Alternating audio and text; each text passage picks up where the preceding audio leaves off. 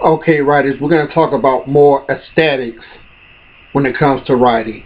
After you write your story, there's a whole nother um, element that takes place. The book has to be formatted, it has to be edited, um, and some questions that you may not, some things that you may not know, you might have questions about, like what size should your font be? You know, most standard font is Times Roman. And most times the size of the font would be 10 to 12 for a book. Now, an often question that is asked: do you single space or double space? From what I understand, and remember everything that I'm telling you is from what my research has done. That doesn't mean that I can't be wrong. Um, is that you would double space your book, and it's good to double space it because it spreads it out a little bit more. It's good to have the 12 font on there because it gives you more pages. It makes your story appear to be long, even if it's not a long story. Now, I could tell a good story in a short amount of pages, so sometimes I have to stretch mine out by double spacing, or I use the biggest font that I can use, which is 12. Or, you know, and also Times Roman is a pretty good space. And now there are other fonts you can use, but Times Roman is a common one. Also, you have to pick out your book cover, what you want your book cover to look like, what you want your if you're doing a nonfiction or if you're doing a fiction. The font on your nonfiction should be good. Should be good when it's enlarged. Don't use gimmicky fonts on your cover, and be as direct and as possible on what the niche of the book is. And you know, use pictures that are representing what's in your book if it's a nonfiction. Now, the fiction kind of works in the opposite direction. Oh, wait, let me go back to nonfiction. So, the thing about nonfiction, it's like, if your nonfiction is, let's just say, is about something that's true or real story or something like that, then you would definitely try to put a picture that represents what's inside the book. So, perfect example. Every Tupac CD has his picture on it. He's a very introspective rapper. So when you get his CD, you relate to him.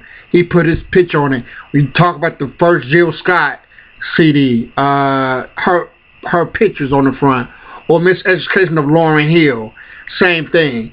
So because what the stuff that they're talking about in the CD or in the music is more introspective about true things. They're talking about real things that they feel that happened to them, or different things like that. So, and if I'm not mistaken, I think Lauryn Hill's CD, Miseducation of Lauryn Hill, is the title of a book called The Miseducation of a Negro, if I'm not mistaken.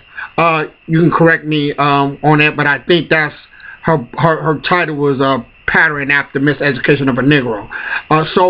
So with nonfiction, that's the route you need to take. It's just to really show and be more direct, and you have a lengthier title than a fiction book. Now, with a fiction book, you know what? With a fiction book, so let me do this. But hold on, just a second, y'all.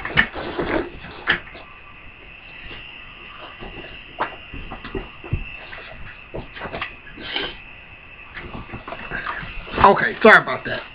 So for instance, this is a nonfiction book. It's about my life. You see a picture of me on the front. You know, I might as well promote it.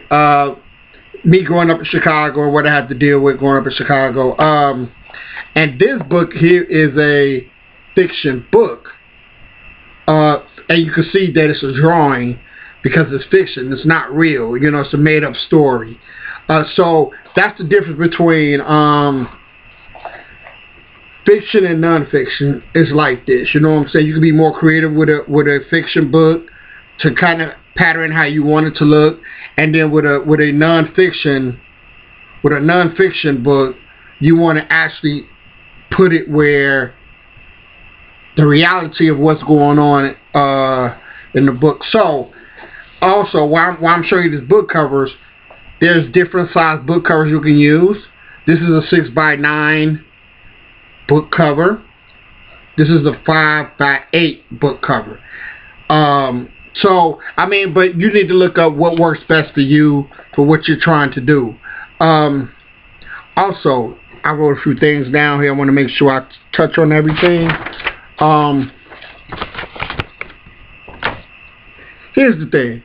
If you really want to take your storytelling and learn about writing to the next level, you need to join me. You need to subscribe to my page, press the notification button.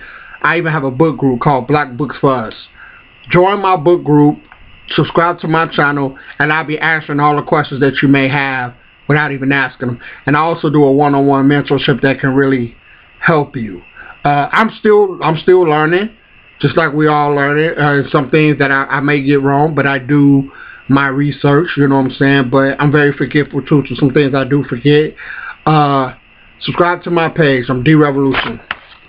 Peace.